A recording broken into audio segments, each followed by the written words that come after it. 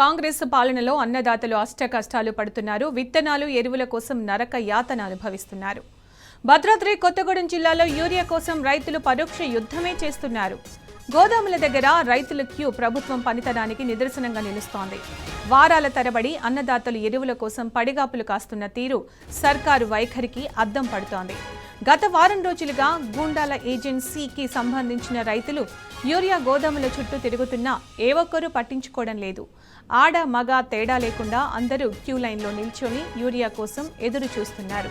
గంటల తరబడి నిలబడే ఓపిక లేక నీరసించిపోతున్నారు. ఇవాళైనా యూరియా టోకెన్ ఇస్తారా? ఇప్పటికే జారీ చేసిన టోకెన్లకు యూరియా బస్తాలు అందుతాయా లేదా అని రైతులు ఆందోళన వ్యక్తం చేస్తున్నారు.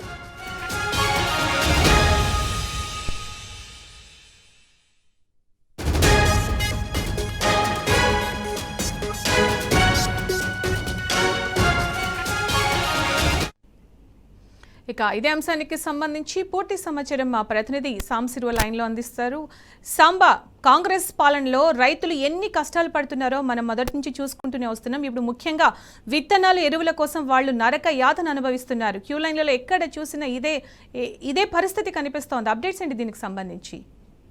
కాంగ్రెస్ ప్రభుత్వం అధికారంలోకి వచ్చిన తర్వాత 3వ సీజన్ కి సంబంధించినటువంటి వ్యవసాయ పనులు ముమ్మరంగా కొనసాగుతున్నాయి. ఈ నేపథ్యంలోనే యూరియా కొరత అనేది ఆదివాసీ గిరిజన రైతులను వేధిస్తా ఉంది. దాదాపు వారం 10 రోజులుగా ముమ్మరంగా వర్షాలు కురుస్తుండటంతో భద్రాద్రి కొత్తగూడెం జిల్లా కావచ్చు, ఇటు ఖమ్మం జిల్లా కావచ్చు, ఉమ్మడి జిల్లా వ్యాప్తంగా కూడా వ్యవసాయ పనులు జోరుగా సాగుతున్నటువంటి ఉన్నాయి. ఈ నేపథ్యంలోనే యూరియా కోసం రైతులు పరిగాపులు కాస్తున్నారు. రోజుల తరబడి ఈ క్యూ లైన్లను నుంచోవాల్సి వస్తుందని చెప్తున్నారు. అర్ధరాత్రి క్యూ లైన్లకు వస్తే టోకెన్ దొరుకుతుందన్నటువంటి ఒక ఆశతోని అర్ధరాత్రి పూట ఈ పిఎస్సిఎస్సి గోదాముల దగ్గరకు వచ్చి ఎదురు చూస్తున్నటువంటి పరిస్థితి కనిపిస్తుంది. వచ్చినటువంటి నేపథ్యంలో కూడా క్యూ లైన్లు ఉన్నాయి. గంటల కొద్దీ నిలబడాల్సి వస్తుంది.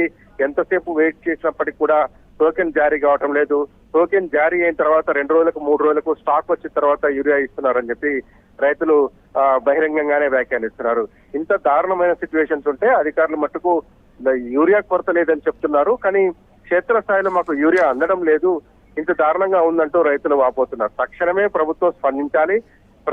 రైతులు ఎవరైతే యూరియా కోసం కష్టపడుతున్నారో వాళ్ళందరికీ కూడా సకాలంలో యూరియా అందించాలని చెప్పి డిమాండ్ చేస్తా ఉన్నారు.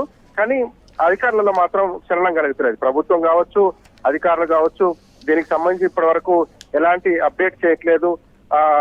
యూరియాకి సంబంధించినటువంటి విషయంలో గత వారం రోజులుగా జరుగుతున్నటువంటి దాంట్లో కనీసం స్పందించి ఎక్కడైనా సమస్య ఉంటే ఆ సమస్యను సార్ట్అవుట్ చేసేటువంటి కార్యక్రమం చేపట్టాల్సింది. కానీ ఇప్పటివరకు సంబంధిత శాఖ మంత్రి కావచ్చు, అధికారులు కావచ్చు అక్కడ విషయాన్ని సద్దుమణిగేలాగా చేయలేకపోయారు అనేది రైతులు ఆరోపిస్తున్నారు.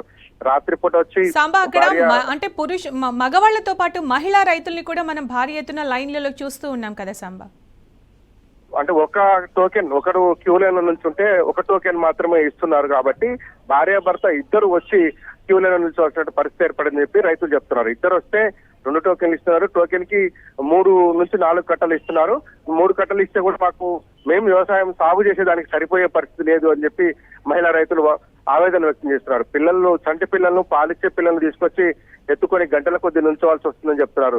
నిలబడే ఓపిక లేక మహిళా రైతులు కూర్చునిపోయినటువంటి దృశ్యాలు కూడా హృదయ విదారకంగా ఉన్నాయి. ఎందుకంటే తెల్లవారుజామున ఎప్పుడో వచ్చి క్యూ లైన్ నుంచుంటే ఉదయం 10 గంటల సమయంలో అధికారులు వచ్చి ఈ పిఎస్సిఎస్సి గోడౌన్లకు సంబంధించినటువంటి టోకెన్ల జారీ ప్రక్రియ మొదలు పెడతారు. అప్పటి వరకు క్యూ లైన్ నుంచోవాల్సి వస్తుంది. అక్కడ టిఫిన్ చేయాలన్నా లేకపోతే అక్కడ సరైన వసతులు కూడా ఉండవు. కనీసం తాగేందుకు మంత్రులు కూడా ఉండనటువంటి పరిస్థితులు ఉన్నాయి. ఈ నేపథ్యంలోనే మహిళలు కావచ్చు, ఇటు పురుషులు కావచ్చు, కుటుంబాలు పిఎస్సిఎస్సి గోదాముల దగ్గరే తమ జీవితం తెల్లారిపోతుందని ఆందోళన వ్యక్తం చేస్తున్నారు. ఇవాళ కూలీకి రావాలంటే ఒక్కొక్క కూలీ 500 నుంచి 700 రూపాయలు అడుగుతున్నటువంటి పరిస్థితి కనిపించింది. భార్యాభర్త ఇద్దరు ఈ పిఎస్సిఎస్సి గోదాం దగ్గరే ఉంటే వ్యవసాయ పనులు ఎవరు చేయాలి?